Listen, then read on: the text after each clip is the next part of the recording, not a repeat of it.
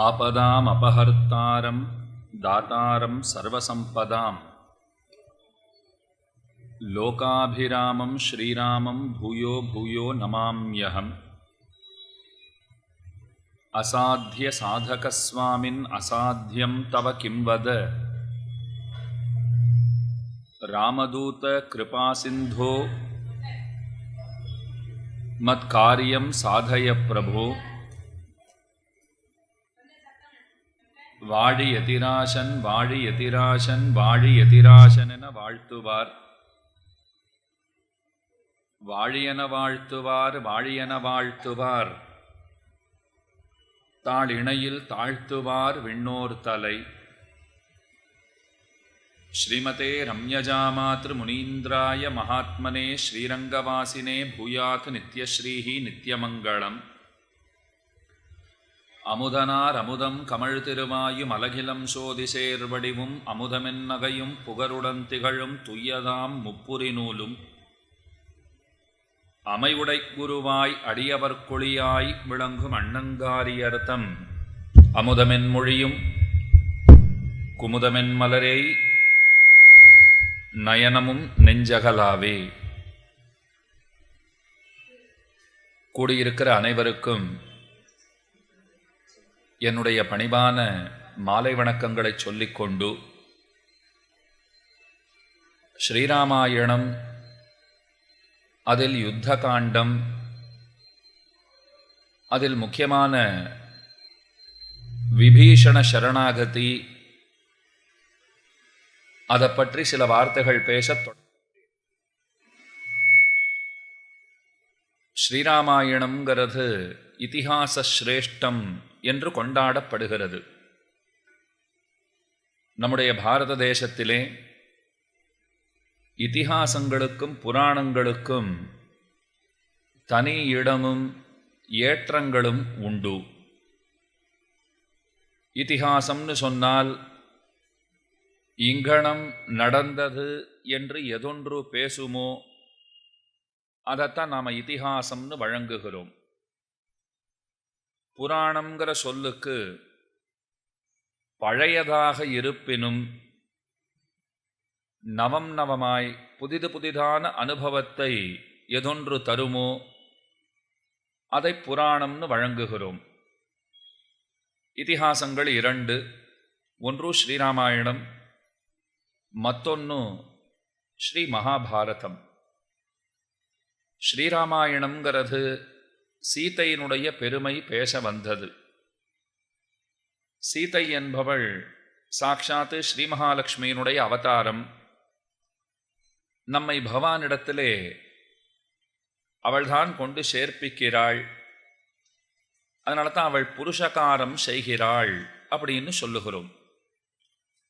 புருஷகாரம் பண்ணுறதுனால் பகவான் நம்மை அனுக்கிரகிக்கணும்னு சொன்னால் அதற்கு தாயாருடைய அனுக்கிரகம் இன்றி அமையாதது.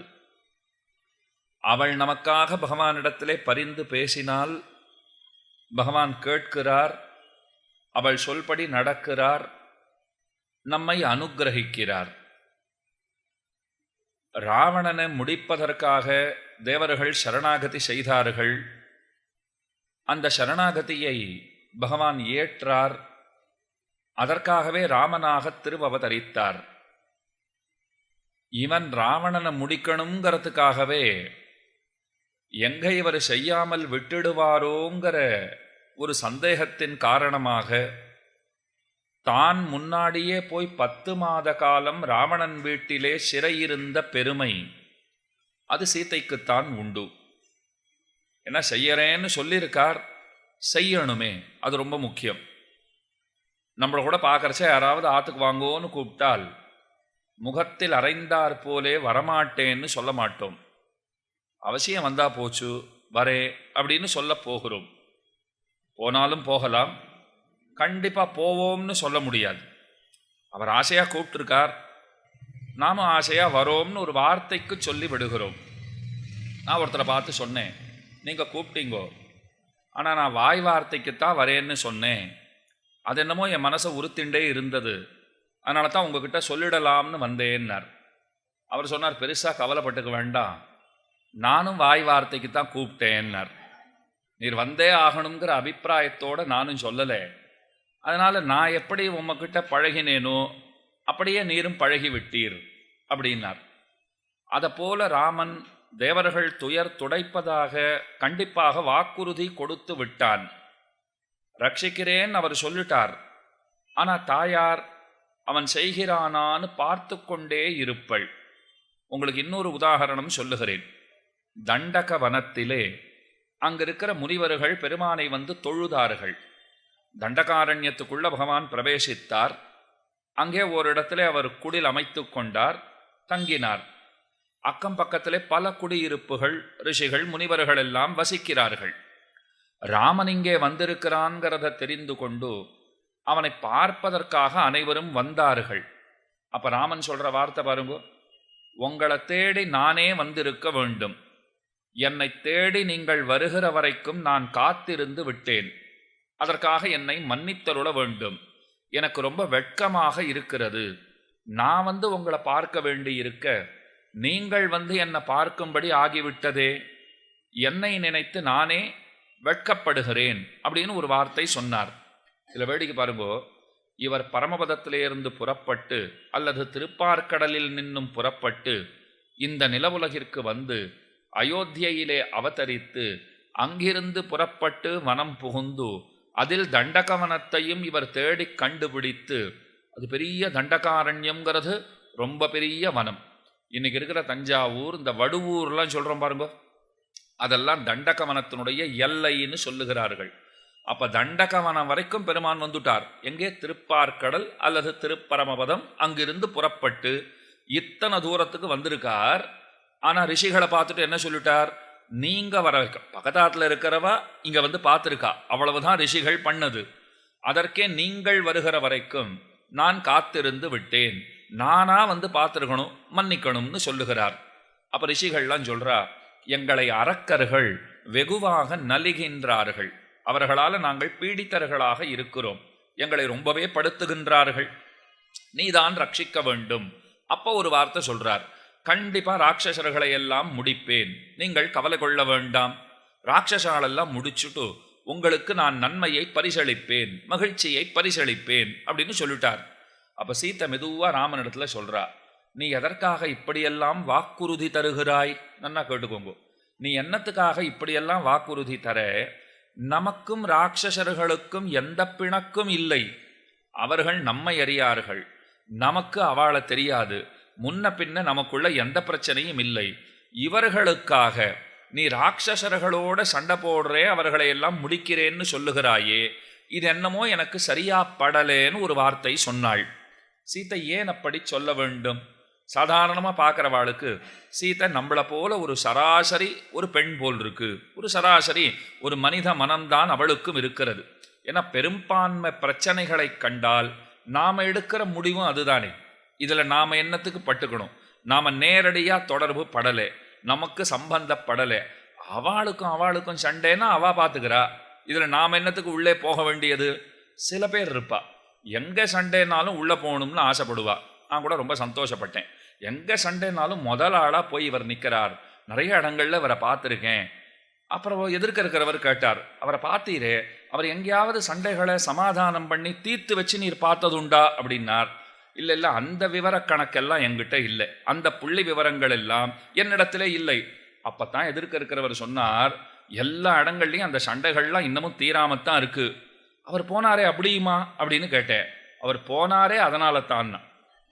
அவர் போனாரோ இல்லையோ, அவர் போறதே எதுக்குன்னா எங்க சண்டை சீக்கிரமா அணைஞ்சு போயிடுமோன்னுட்டு அந்த நெருப்பை அணையாம பார்த்துக்கிறது தான் இவர் வேலை.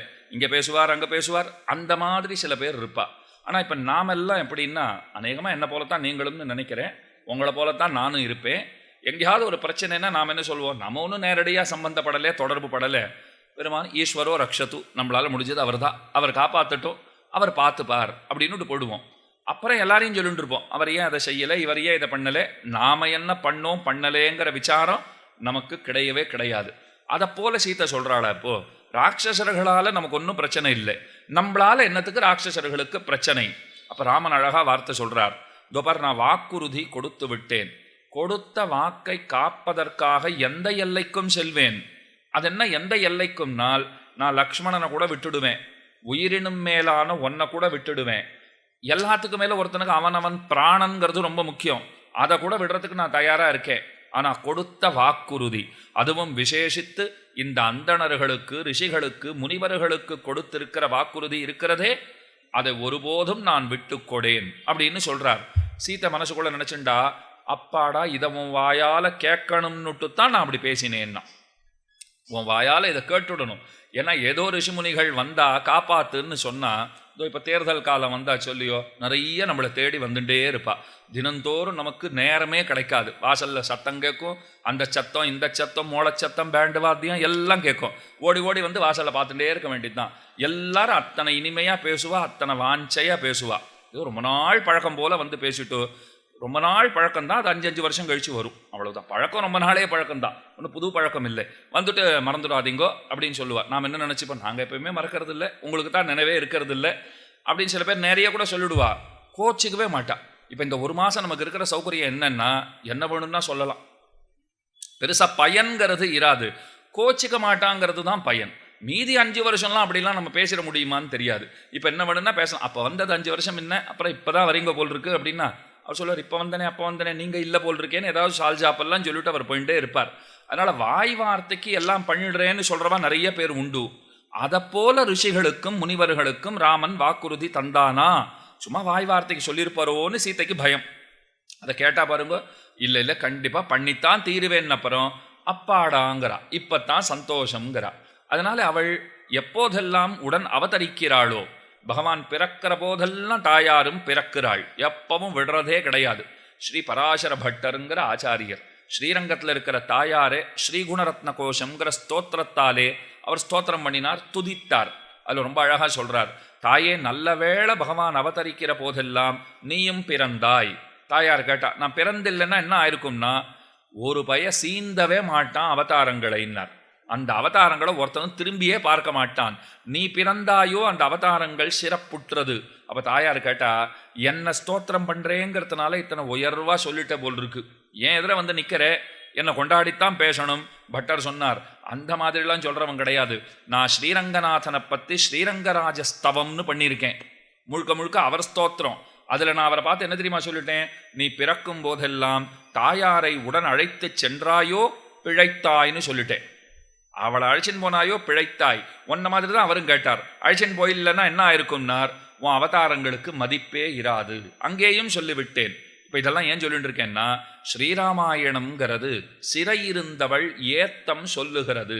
பிளலோகாச்சாரியருங்கிற ஆச்சாரியர் சாதிக்கிறார், ஸ்ரீராமாயணம் முழுக்க முழுக்க தாயார் பெருமை பேச வந்த கிரந்தம், இதிகாசம். அதைத்தான் வால்மீகியே சொல்றார், சீதாயாச்சரிதம் மகத்துங்கிறார். இப்போ ராமாயணம்ங்கிறோம், ராமனுடைய அயனம் ராமாயணம். அதே பெண்பாலாக்கிட்டு ராமான்னு இழுத்துட்டீங்கன்னு வச்சுக்கோங்க, அது பெண்பாலை சுட்டும், சீத்தையை சுட்டும். சீத்தையினுடைய சரித்திரம்தான் ராமாயணம் அப்படின்னு முடிச்சுட்டா. அப்ப சிறையிருந்தவள் ஏத்தம். மகாபாரதம் அது கண்ணன் பெருமை, தூது போனவன் ஏத்தம் சொல்லுகிறது மகாபாரதத்தாலே. அப்ப ராமாயணம்னா சீத்தையினுடைய பெருமைதான் பேசப்படுகிறது, மகாபாரதம் அது கண்ணன் பெருமை பேச வந்த நூல்.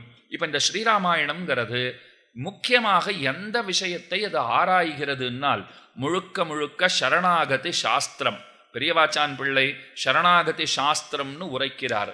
வேதாந்த தேசிகன் சரணாகதி வேதம்னு கொண்டாடுகிறார்.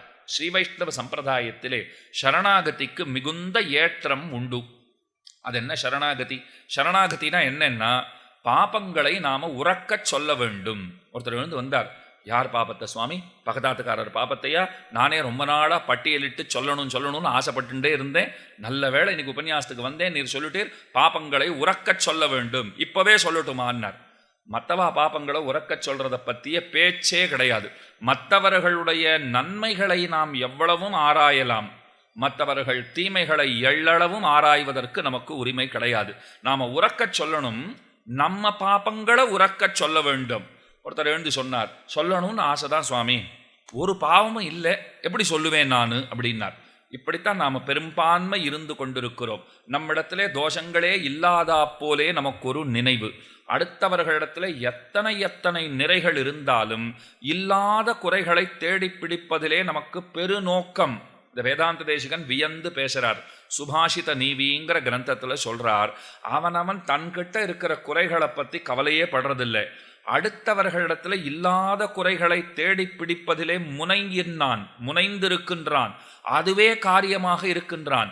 இதற்கு ஏது காரணம்னால் மோகம்தான் காரணம். அந்த மோகத்தின் காரணமாகத்தான் இப்படி தப்பு தப்பா நடந்துருக்கோம்னு சொல்லுகிறார். அப்ப நம்ம இடத்துல நிச்சயம் குறைகள் உண்டு, அதில் ஒன்றும் சந்தேகமே வேண்டாம்.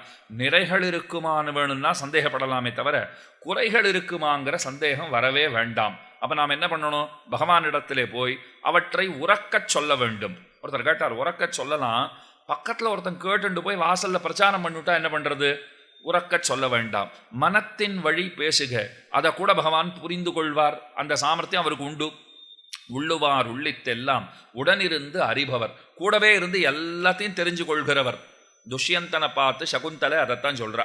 துஷ்யந்தன் உன்னை மறந்து போயிட்ட, நீ யாருன்னே தெரியாது, உன்னை பார்த்ததே இல்லை, நீ என்னமோ திடீர்னு வந்திருக்கிறாய், கந்தர்வ விவாகம் ஆயிடுத்துன்னு சொல்றேன், காந்தர்வ விவாகம் பண்ணி கொண்டோம்னால் உன்னை நான் எப்படி மறப்பேன், எனக்கு நீ யாருன்னே தெரியாதே. அப்போ அவ சொல்றா, இந்த உலகத்திலேயே நீ மட்டும் இருக்கிறதா நீ நினைச்சுட்டு இருக்கே, எவன் ஒருத்தன் நம்ம கூடவே இருந்து கொண்டு ஓரோர் நடவடிக்கையையும் கண்காணித்து கொண்டிருக்கிறானோ அவன் இருப்பதை நீ அறியவில்லை அப்படின்னு ஒரு வார்த்தை சொல்லுகிறாள். அப்ப பகவான் உள்ளேயே இருக்கார், எல்லாம் தெரிஞ்சுண்டவரா இருக்கார். அவர்கிட்ட நாம மனத்தின் வழி பேசலாம், உள்ளுக்குள்ளே இருந்தே பேசலாம், மௌன பாஷை கூட அவருக்கு புரிஞ்சுடும். அப்ப என்ன சொல்லணும் அவர்கிட்ட? அகமஸ்மி அபராதானாம் ஆலயா. முதல்ல இதைத்தான் சொல்லணும். நான் யார் தெரியுமா? பாபங்களுக்கு ஒரு கொள்கலனை போல இருக்கேன், என்னை போல ஒரு பாவியே கிடையாதுன்னு சொல்றதை விட பாபம் பண்ணி பண்ணி பெரிய பாபமா நானே இருக்கேன், என்னை போல ஒரு பாவி கிடையாதுன்னு சொன்னா நான் வேற பாபம் வேறேன்னு ஆறுது. நான் தான் பாப்பமே, இதுக்கு மேல ஒன்று கிடையவே கிடையாது, பெரிய மூட்டையாட்டம் இருக்கேனே நான் யாருன்னா பெரிய பாப்பம், இதுக்கு மேல வேற பாப்பமே இல்லைங்கிற அளவுக்கு அத்தனை பெரிய பாப்பம் நான் அப்படின்னு முதல்ல சொல்ல வேண்டும். இப்படி சொன்னாலே பகவான் இறங்கி விடுவார். ஏன்னா நாம் செய்திருக்கிற தவறுகளை இசைகின்றோங்கிறது ரொம்ப ரொம்ப முக்கியமானது. ஆனா எசஞ்சுட்டு திரும்ப திரும்ப அதவே பண்ணுவேன்னு நாம முடிவெடுத்துடக்கூடாது. இது நல்ல யோசனை தான் சுவாமி. தினந்தோறும் வரேன், பார்த்து சொல்லிட்டு தான் பெரிய பாப்பி அப்படின்னு சொல்லிடுறேன். அவர் இறங்கிடுவாரா? இறங்கிடுவார். அவர் இறக்கம் காட்டுறாரா? காட்டுறார். அப்ப திரும்ப போய் பண்ணிட்டு வந்து திரும்ப அதே வார்த்தையை சொன்னான்னா பெருமாள் கேட்பார், என்னை பார்த்தா எப்படி தெரியறதுன்னு கேட்பார். நான் என்ன ஏமாளியா கோமாளியா? கூறத்தாழ்வான் ஸ்ரீவைகுண்டஸ்தவம்ங்கிற கிரந்தத்திலே ரொம்ப ஆச்சரியமா சொல்றார். பெருப்பெருத்த பாபங்களை நாம பண்ணுகிறோம். பெருப்பெருத்த பாபங்கள் ஒரு கல்ப காலம் நரகத்திலே இருந்து அனுபவிக்கத்தக்க ஒரு பாபம். சுமாரா ஒரு 860 ஆண்டுகள்னு 860 கோடி ஆண்டுகள் அப்படி வச்சுக்கோங்க. 860 கோடி ஆண்டுகள் நரக்கத்திலே இருந்து அனுபவிக்கத்தக்க தண்டனைக்குரிய ஒரு பாபம். நன்னா கேட்டுக்கோங்க. அந்த பாபத்தை செய்வதற்கு இங்க நாம எத்தனை நேரம் எடுத்துக்கிறோம்னா ஒரு நொடி துளியில இங்க பண்ற பாபம்.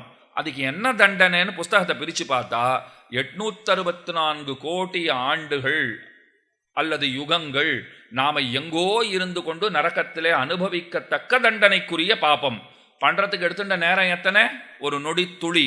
ஐயோ, கேட்கறச்சேவே பயமா இருக்கே சுவாமி. அப்போ ஒரு நொடிக்கும் பண்ணியிருக்கிறதெல்லாம் பார்த்தா பிஆர் வாங்கிட்டு நரக்கத்துக்கு போக வேண்டியதுதான், அங்கேயே இருக்க வேண்டியதுதான் போல் இருக்கு. வேற என்ன பண்றது இப்போ அப்படின்னால் கூறத்தாழ்வான் சாதிக்கிறார், பகவான் கிட்ட போயிட்டு தெரியாம பண்ணிட்டேன் மன்னிச்சுடுன்னு சொல்லிட்டோம்னால் இனிமே பண்ண மாட்டேங்கிற ஒரு வார்த்தையத்தான் நம்ம கிட்ட அவர் எதிர்பார்க்கிறார். இனிமே பண்ண மாட்டேன் அப்படின்னு ஒரு வார்த்தை சொல்லிட்டோம்னால், சரி அப்படி சொல்லிட்டியோ இல்லையோ பார்த்து நடந்து கொள். என்ன அத்தனை பாபங்களையும் பெருமான் பொறுக்கிறான். இது ரொம்ப ரொம்ப முக்கியமானது. அதனால சரணாகதி பண்றவா பகவானிடத்துல என்ன சொல்ல வேண்டும்? நான் பாபங்களாகவே இருக்கிறேன், என்னை விட பெரிய பாபமே கிடையாது. அதுக்கு மேலே ஆகிஞ்சன்யம் அனன்யகதித்வம்னு 2 சொல்லுவா. ஏன்னா ஸ்ரீராமாயணத்துல முக்கியமா நீங்க தெரிஞ்சுக்க வேண்டியது என்னன்னா, இந்த விபீஷண சரணாகதிங்கிற கட்டம் இருக்கு பாருங்கோ, அதைத்தான் ராமாயணம்னே சொல்லுவா. ராமாயணம் பிறந்ததே எதற்காகனால் இந்த விபீஷண சரணாகதியின் வாயிலாக சரணாகதி சாஸ்திரத்தினுடைய சகலார்த்தங்களையும் நமக்கு வழங்குவது. அதுதான் ராமாயணத்தினுடைய நோக்கம். அப்ப முன்னாடி இத்தனை காண்டங்கள் இருக்கே சுவாமின்னா அதெல்லாம் முன்னுரை வச்சுக்கோங்கன்னுட்டா. ஒரு நூல்னா முதல்ல முன்னுரைன்னு உண்டோ இல்லையோ, ஒரு பீட்டிகைன்னு உண்டோ இல்லையோ. இப்போ நான் கூட இங்கே வந்த உடனே முன்னுரையெல்லாம் சொல்லணும். முதல்ல நாம் ஏற்கனவே இங்கே நிறையா தடவை வந்திருக்கேன், அது சொல்கிறதுக்கு இன்னைக்கு கொஞ்சம் வெக்கமாக இருந்தது எனக்கு. ஏன்னா நிறையா தடவை வந்தவனாக இருந்தால் இத்தனை சுற்றி இங்கே வந்திருக்கக்கூடாது. ஒரு 3 வருஷம் ஆகி போச்சு. இப்போ நாமெல்லாம் யாரை நம்புகிறோம் பெரும்பாலும்னா, இப்போ கையில் வச்சுட்டு இருக்கிற அலைபேசி, அதில் இருக்கக்கூடிய ஆப்ஸ்ன்னு சொல்கிறோம் இல்லையா, அது ஆப்பாங்கிறது அப்பப்போ தெரியும். அதனால் அதை நாம் நம்பிடுறோம். நான் என்ன போட்டேன், கற்பகம் கார்டன்ஸ், அடையார், அது ஏதோ ஒரு அதில் என்ன முகவரி எழுதப்பட்டிருந்ததோ கிட்டத்தட்ட அதையே தான் டைப் பண்ணேன். அவர் இன்னைக்கு வேறு மூடில் இருந்திருக்கார். பழி யார் பேர்லையாவது போடணும் இல்லையோ. காலதாமதமாக தான் வந்தேன், நியாயமாக அதற்கு மன்னிப்பு கோரி இருக்க வேண்டும். ஆனால் காலதாமதமாக வரைச்சே எனக்கு ஒரு விஷயம் தோணித்து. இந்த யுத்த காண்டத்தினுடைய ஆரம்பத்திலே மந்திராலோசனையின் நடக்கிறது. ராவணன் எல்லாரையும் கூப்பிடுகிறான்.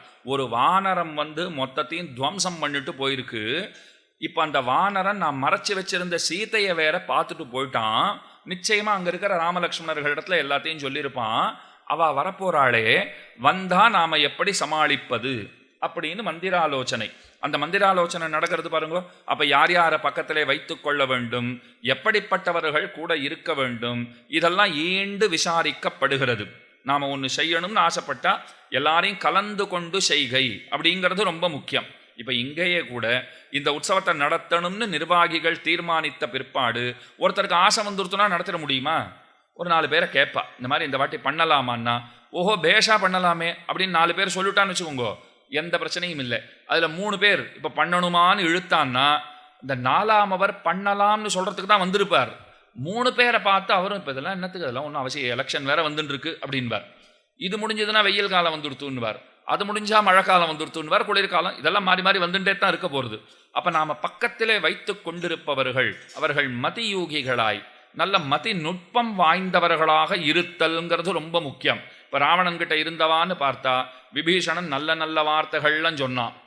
பல பேர் என்ன சொல்லிட்டான் அவனுக்கு, நீ என்னத்துக்காக இந்த நரர்களிடத்திலே போய் எதற்காக பயப்பட வேண்டும், என்ன வேண்டுமானாலும் ஆகட்டும். ஏதோ ஒரு வானரம் வந்தது, ரொம்ப அழகாக வர்ணிக்கிறான் அந்த சரித்திரத்தை எல்லாம். ஒரு வானரம் வந்தது, லங்கையை துவம்சம் பண்ணிட்டு போயிடுத்துங்கிறதுக்காக நீ பெருசாக கவலை கொள்ளாதே. ராவணன் சொல்கிறான், அது எப்படி பயப்படாத இருக்க முடியும்? வந்தவன் என்ன சாதாரணமானவனாக இருந்தானா? இந்திரனை காட்டிலும் பலம் பொருந்தியவனாட்ட இருந்தது ஒரு வானரமே. அந்த வானரமே இத்தனை கெட்ட ஆட்டம் போட்டிருக்குன்னால் அந்த வானரங்களுக்கு தலைவனாக இருக்கிறவனை பற்றி நாம் அச்சங்கொள்ளத்தானே வேண்டும் அப்படின்னு ஒரு கேள்வியும் கேட்கிறான். அதுக்கு சில மந்திரிகள் எப்படி பதில் சொல்றா பாருங்க, இல்லை இல்லை, நமக்கு எப்போதும் யாராலும் எந்த விரோதமும் ஏற்பட்டதே இல்லை. நம்ம கிட்ட வரதுன்னா ஒருத்தனும் எப்பவும் பயந்துட்டே இருக்கானா, அதனால கொஞ்சம் அஜாகிரதையாக இருந்ததாலே ஏற்பட்டிருக்கிற அழிவு இது. இனிமே ஜாகிரதையா இருக்கும், ஒருத்தன் வர முடியாது. இதை வாசிக்கும் போது எனக்கு என்ன நினைவு வந்தது தெரியுமா? உங்களில் பல பேர் கிரிக்கெட் போட்டி ரசிகர்களாக இருக்கக்கூடும். சமீபத்தில் உலகக்கோப்பை T20 பாரத தேசம் ஜெயித்ததையும் நீங்கள் கேள்விப்பட்டிருப்பீர்கள். ஆரம்பத்திலிருந்து கடைசி வரைக்கும் விளையாடிட்டு எல்லா மேட்சும் ஜெயிச்சான்னு சொல்ல முடியுமானால் சரியா சொல்லுங்க. நடுவில் ஒரே ஒரு போட்டி நாம் தோற்று போன போட்டி. சவுத் ஆப்பிரிக்காவோட ஆடும்போது இந்தியா தோத்து போச்சு, இது எல்லாரையும் ஜெயிச்சுது. உடனே அடுத்த நாள் என்ன தெரியுமா எழுதிட்டா, இது தொடர்ச்சியான வெற்றிகளை பார்த்து பார்த்து அஜாகிரதையாக இருந்துட்டா போல் இருக்கு, நம்மளை யாராலையும் ஒன்றும் பண்ண முடியாது, நமக்கு இப்போவே கையில் கோப்பையை கொடுத்து அனுப்பிச்சுடலாம், அத்தனை திறமையோடு நாம் இருக்கிறோம், விளையாட வேண்டிய அவசியமே இல்லை அப்படின்னு ஒரு எண்ணத்தோடு விளையாடி இருக்கா போல் இருக்கு. ஆனால் ஆட்டத்தை பார்த்தா அப்படி தான் இருந்தது. அந்த ஆட்டம் தோற்ற பிற்பாடு பாருங்க, அடுத்தது ஜிம்பாப்வேவோட போட்டின்னா அதெல்லாம் ஜிம்பாப்வே தானேன்னெல்லாம் விளையாட முடியாது. ரொம்ப கவனத்தோடு விளையாடினாத்தான் அதுக்கு அடுத்தது யாரோட விளையாடணுமோ அவர்களையும் நாம் முடிச்சுட்டு இங்கிலாண்டோட விளையாடிட்டு அதுக்கப்புறம் நியூசிலாண்டு ஃபைனலுக்கு வந்தது, ஜெயிச்சாச்சு. இப்போ எவ்வளோ நல்லதாச்சு பாருங்க. 2023 50 ஓவர் உலகக்கோப்பை தோற்று போயிட்டோம். அதில் கடைசி வரைக்கும் நாம் தோக்கவே இல்லை. தோத்த ஒரே போட்டி இறுதி போட்டி. இந்த தடவை நடுவில் ஒரு போட்டி தோத்தோம், இறுதி போட்டி தோற்கலை. அப்போ தான் எல்லாருக்கும் என்ன தோணித்து, அப்போ கூட நடுவில் ஒரு ஆட்டம் தோத்திருந்தா நன்னா இருந்திருக்குமோ என்னமோ. ஏன்னா ஒரு ஜாகிரதையாக இருக்கணுங்கிற ஒரு எண்ணமே அப்பத்தானே வரும், இல்லைன்னா வரப்போகிறதே கிடையாது.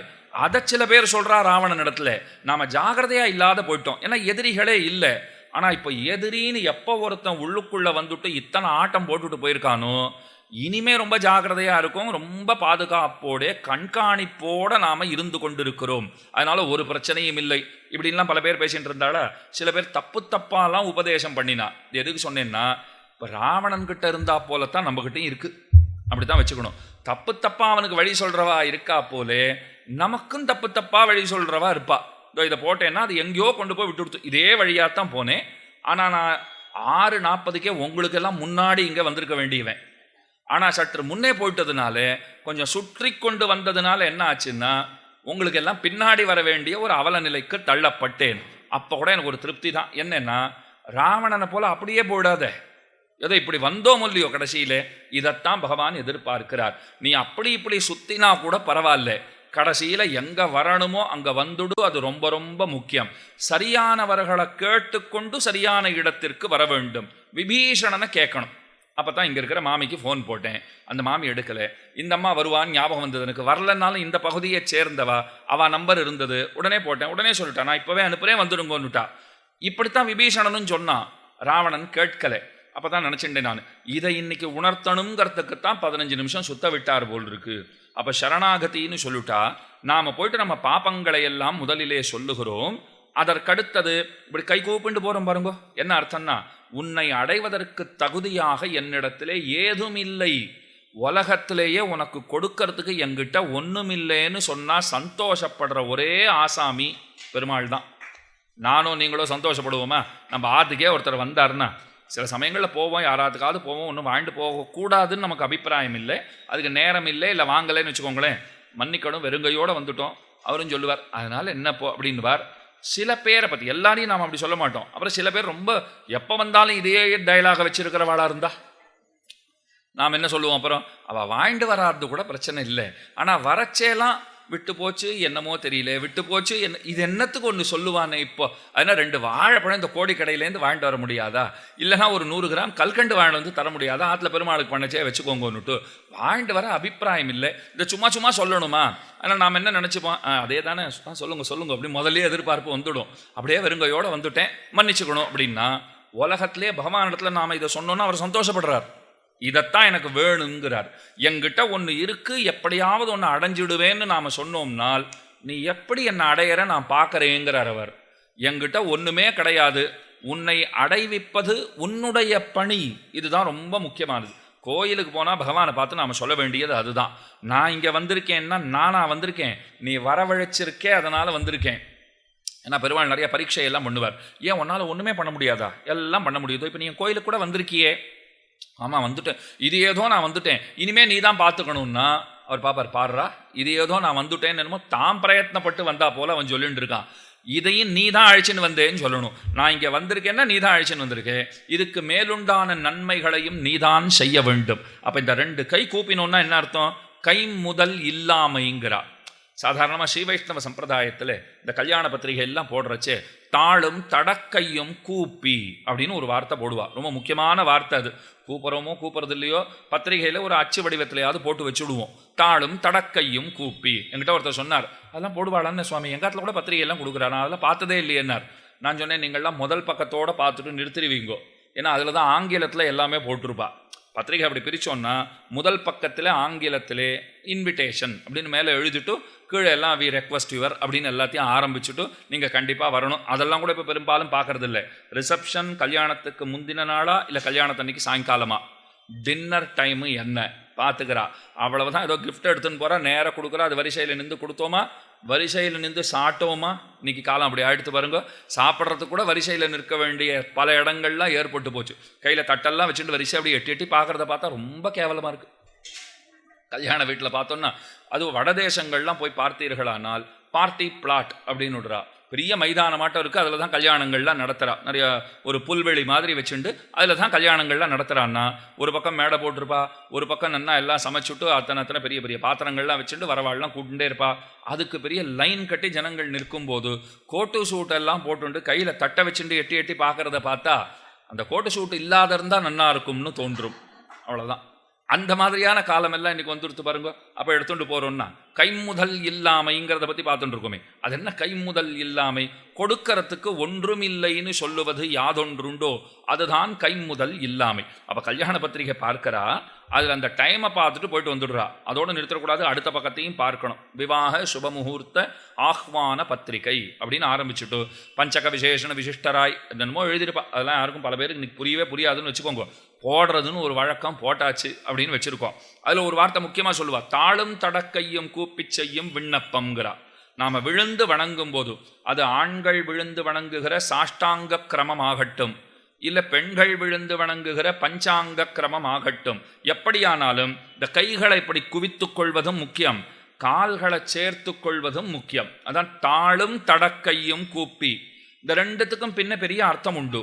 கையை ஏன் கூப்பிட்றோம்னா கையில் ஒன்றும் இல்லைன்னு சொல்கிறதுக்கு கை கூப்பிட்றோம்.